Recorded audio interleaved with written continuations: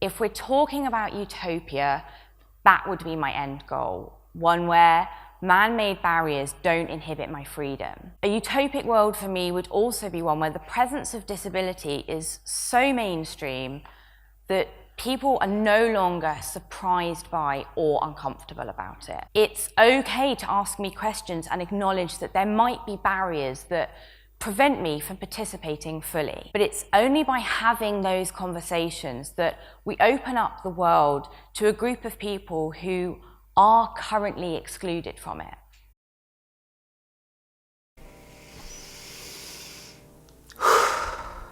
I don't even know how I want to start this. I have debated how I wanted to film this entire video, especially the intro, because I feel like this is so important and I don't want to blow my one opportunity to use my platform to talk about something really important while also making it entertaining, but also educational, because I feel like that's what we could do as content creators, is bring a little bit of everything to the table. I feel like my channel is pretty well known for trying celebrity diets, trying workout videos, trying different food things. Like, I'm a huge fan of trying different types of workout styles and exercise programs and sharing them with you guys because I think they're so fun, and I also take fitness and health pretty seriously. However, I've noticed as I've kind of gone through my time being here on the internet, being a content creator, being someone kind of in that health, wellness, fitness sort of category online, that lifestyle category, is I've noticed that there's not really a lot of inclusion and diversity in the wellness space online. Personally, for me, I see it all the time, and I know you guys see so much of it too. When we're scrolling on TikTok, when we're looking on YouTube, Pinterest,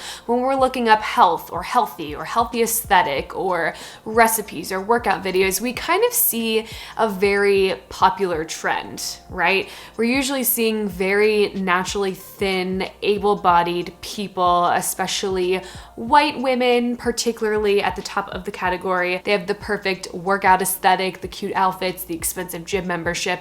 Wellness and health, I feel like, has been a little bit tainted ever since it became an online social media sort of craze. Yeah, we have clothing brands that are making more, size inclusive clothing, or maybe they're making more adaptive clothing. So we're taking the right steps as a society, but I feel like one area that is specifically lacking is the health and fitness industry. The definition of health and fitness and wellness, I feel like, has kind of been stuck in this one category for a long time. We're looking at health as these more naturally thin people, more able-bodied people that just, quote, look like they're healthy, but we don't really know what that actually means. Just looking at somebody can't determine their health. Looking in on fitness specifically, I feel like the workout space online could do so much better with making more inclusive workouts, showing more diversity in their workouts, and allowing it to be inclusive for everybody, for whatever that means for a person. And that's kind of why I want to do this video for this week. I want to focus on a week of more inclusive and diverse and adaptive workouts to prove that A, there are inclusive workouts out there, and B, we could do a better job at including everybody in our workouts and our exercise programs, and we don't need to separate and segregate people. So without further ado, for the next week, I'm going to be participating in some inclusive and adaptive workouts for the week, sharing my results, sharing my thoughts, just like I would on any other workout style video on my channel. My first interview was with Renee. Now, Renee is a fellow Area Ambassador, which is how I met her. She also is the founder of a ministry called Even If Ministry that serves girls with chronic illnesses all over the world. She's also a mentor for the Rolettes Club, which is a wheelchair dance team, and so many more incredible things. Renee shared a little bit of her story with me, as well as defining inclusivity and sharing some of her favorite forms of movement. I've had my diagnosis my whole life, but as I've gotten older and explored like movement and fitness, my body has over time, because as you age, you just lose some mobility. Like when I was a kid, I would jump around everywhere. Like my love for just getting to move your body. And now I do that by usually just going to the gym or doing like Zumba classes. I asked Renee if there were any stereotypes or pieces of misinformation that she would like to debunk about having a disability or a chronic illness, and her answer might surprise you. I think the biggest one is don't act so shocked that I'm at the gym. Like, I cannot tell you how many times, like, when I'm at university as a college student, I go to like a private gym, but when I'm like at home in the community, I go to like a big gym, and literally every time, I swear, like 5 people come up to me and they're like, "You're doing such a great job," and I'm like, "Well, like that's nice, but like I'm just trying to freaking work out." Or like all these old men and just people just watch me the whole entire time, and I'm like, I'm not some like show to be watched. Like we're all just trying to move our bodies and stay healthy. My first workout of the week was focused on upper body strengthening, and I also took some inspiration from some videos that Renee sent to me. So the 2 videos that Renee sent over, the first one is her focusing on those triceps, doing some tricep dips from her chair, and then also the second one are just some shoulder presses with some dumbbells. So I'm gonna get right into those. I'm not gonna lie, Renee made the tricep dips look so easy. My triceps have always generically been very weak, like me and push-ups, we just don't get along. So I'm gonna try it from my office chair right here, and we'll see. It's not the most sturdy, so I really hope I don't collapse, but we'll see. So I'm gonna work on my triceps. We're gonna do 3 sets of 10, and then we'll go from there.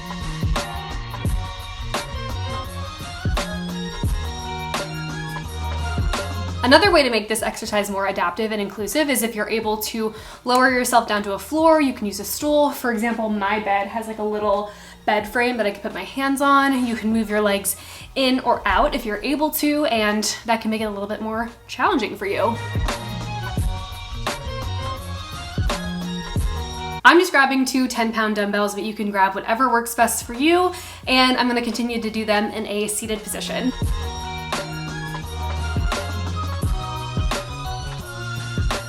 Moving on to the next part of this workout, more of upper body work, I'm gonna be following Maria's video, and she is also a wheelchair user, so for this video, I'm gonna be seated as well, and she is using resistance bands to get her sweat in, so let's see what she's got. So basically, she is explaining the exercise, and then she does like 1 or 2 reps of it. It's not a full follow along video, so I'm just gonna pause it every so often and do 3 sets of 10 of each exercise that she is demonstrating. Oh, okay. I actually have never thought about doing a chest press like this. This is genius. I love this. I feel like too, this is stuff I can teach my patients as well in the hospital. For those that are ready for some advanced exercises, this is perfect. So for her tricep extension, she is able to put the resistance band on her chair on the bar behind it. I'm just going to see if I can sit on mine and then do it that way, because obviously I don't have any bars behind my chair. Oh, perfect, this will work. I'm literally just sitting on the resistance band, so now I'm gonna pull up, work my triceps.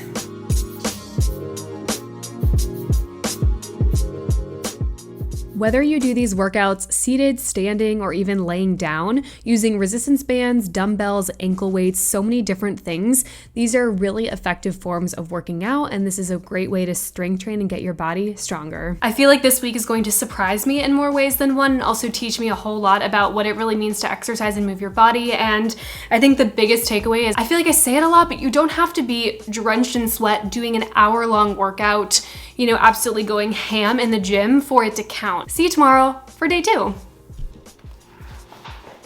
Good morning. We have a lot of blue going on right now. I am pulling up a yoga workout for this morning after having my video chat with Becca. She told me that one of her favorite things to do is dancing and yoga. Becca told me that she loves yoga with Adrienne, and I also love yoga with Adrienne, so we're gonna be doing one of her videos today.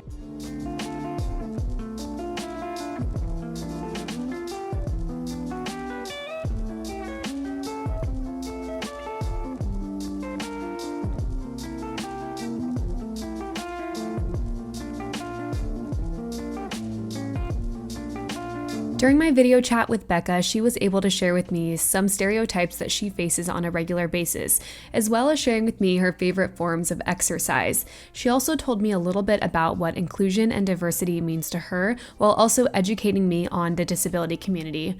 One of the best things I took away from our video chat together was this really insightful piece of information that I hope more people take away from this video. Kind of the little zinger that I like to say, disability community is the one minority population that you can become a part of at any point in time. Whether that's temporary, like you temporarily sprain your ankle, you temporarily get COVID, you temporarily get in a car accident, or, sudden illnesses like strokes, heart attacks, whatever. At a blink of an eye, you can all of a sudden be a part of the club.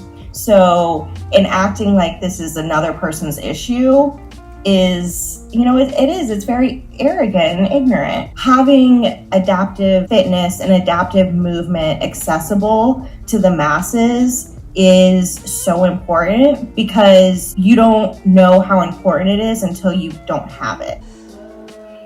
Bring it back down, fingertips to the mat. Daphne's doing yoga with me. Send the hips and the buttocks back. Extend through your right leg this time, and flex your right.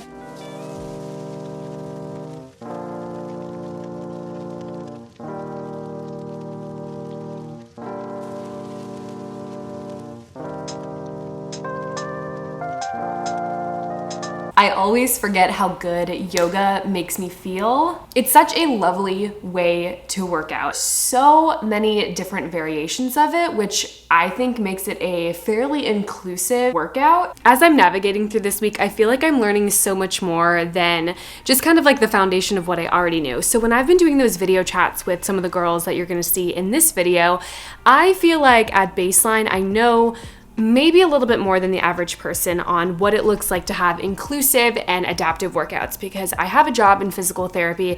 I work with patients who range from being bedbound all the way up to being functionally independent. I quite literally went to school to learn how to teach people specific exercises that are meant for their body, their illness, their injury, their disability, whatever it might be. Or how can I cater exercises to somebody that has a temporary disability, let's say a broken leg. They won't have to be on crutches forever, but for the next 6 to 8 weeks, they're gonna have to learn how to exercise, mobilize, move their body in a new way and a different way for the next little bit of time. But I completely understand that educating and teaching and knowing about it is completely different than experiencing it. I can read and learn and study and educate myself all I want on spinal cord injuries, for example, but I will never truly know what it's like to be paralyzed at a certain level in my body, unless, God forbid, that were to happen to me. But just because I am educated on the topic doesn't mean that I know more than the person that has been paralyzed for 20 or 30 years. It's no different than when you go to the gym and you work out really hard for like 2 days in a row, and then on that third day, you're feeling so dang sore, but you still want to work out. You're going to modify that workout a little bit. Let's say you're so sore you can't do the same things you did the day before. So you're gonna modify it. That's literally what it means to be inclusive. You're just modifying it to whatever works for you in that moment. With that being said, today's workout is with Caroline Jordan. I found her on YouTube. She's got lots of workout videos on her channel, and this is a cardio inclusive workout. And she is going to be demonstrating how this workout can be done in a seated position for any and all kinds of people.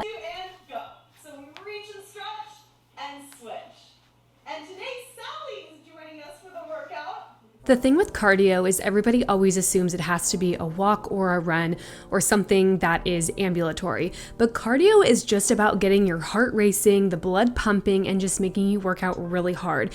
So you can do cardio in whatever way that works for you. I did a workout challenge video not long ago. I did a 30-minute walk every single day for a month, and I included actually a wheelchair workout back then, demonstrating how cardio can be done in a seated position, just like this video here with Caroline. Lastly, I was able to talk with Malia, who shared a little bit about her life living with a rare genetic disorder. She decided to become a content creator to share her story with the rest of the world, as well as creating her own movement called Malia's Movement to inspire others. She shares content about fashion and lifestyle, as well as a look into her journey with physical therapy in order to get stronger. A lot of the time people think about the negative and think about like what people can't do.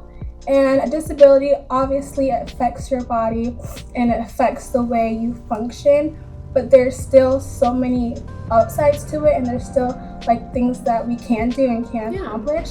And there's not like an end all be all when you get diagnosed with a disability. It doesn't mean like your life is over. I think for me, the thing I love the most about strength training is just that feeling of empowerment and really just seeing what your body is capable of doing. You can pick up a lighter weight, you can pick up a heavier weight whenever you feel it works best for you, also depending on your goals. Strength training for me is truly about empowerment and just celebrating what my body is able to do. We could do better in the gym as far as certain equipment. Like for me, I'm only 5'4", but sometimes like reaching taller equipment or setting the certain like pegs into the holes, like trying to figure out how I'm setting up my machine, like sometimes can be challenging.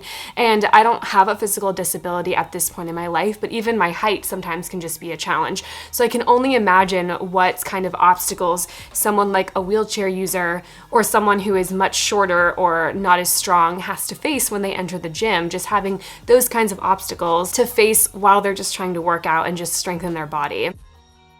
Do you ever wear a hat and you feel like a poser because you don't wear hats all the time?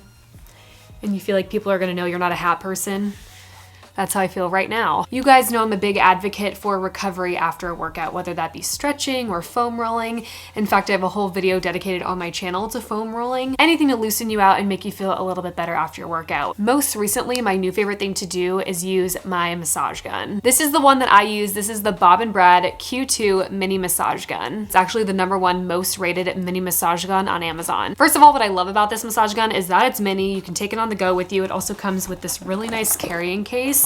And I feel like if you're traveling and you work out while you travel or whatever it is that you do, storage-wise, it's perfect. It also comes with several different attachment heads for whatever your goals are. Currently, I have this attachment head on it. And even though this is a smaller massage gun than others on the market, it's quite powerful. It has a 2,000 to 3,200 RPM and up to 35 pounds of force. And also,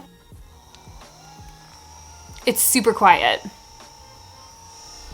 I went to school for physical therapy, so I am quite familiar with where all of the muscles are in your body, where they attach, where they insert, how they work, how they move. But if you're not as familiar of where your muscles are or what's hurting you or where you need to focus in on your massage skills, their little booklet that comes with the massage gun has different areas of the body that you can massage on, and it gives you really great instructions on the direction, how to use it, for how long, and then also like what attachment pieces would be best for that area. So for me right now, feeling a little sore for my workouts this week, I'm going to be working on my hip flexors. So your hip flexors are on the tops of your thighs, and we're going to use the ball head attachment, which I already have.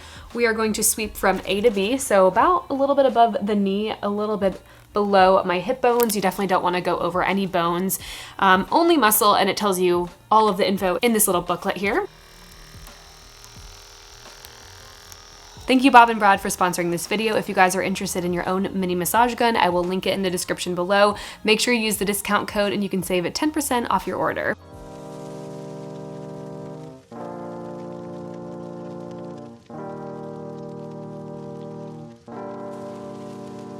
The reason that I picked walking today for today's workout is because it's so versatile in the sense of how you do it. You can do a nice, leisure, slow walk. You can do a fast walk. You can do a jog, if you will. You can walk for 5 minutes, 10 minutes, an hour, 2 hours. You can walk around the block, in your house, up and down the stairs.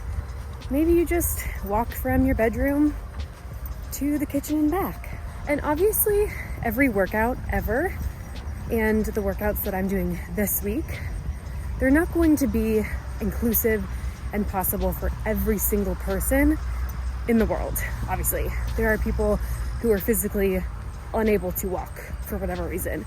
So not every single workout in this week is for everybody, but it's still worth it to try to be as inclusive as possible and have a variety for those people that can participate in them. To end my week of workouts, I decided to do a dance workout. Now, I was following the Fitness Marshal and several of his dance videos on YouTube. Now, you guys know I don't have the best rhythm or coordination, but that doesn't make dancing any less fun. There are so many different dance workout classes, and people of all body types ages, size, anybody can enjoy dancing, and it's such a fun way to express yourself and have a good time either alone or with a group of friends. Dancing is just so fun and freeing, and it really doesn't matter if you have rhythm or not, as long as you're having a good time. Thank you guys so much for coming along with me on this journey of a week of inclusive and adaptive workouts. My goal as a content creator is to always entertain, but also to use my platform for good and spread awareness and education when possible. Thank you to the lovely ladies of this video who share their stories with me and so many others. With more education and awareness, we can try to make this world a more inclusive and adaptive place for everyone.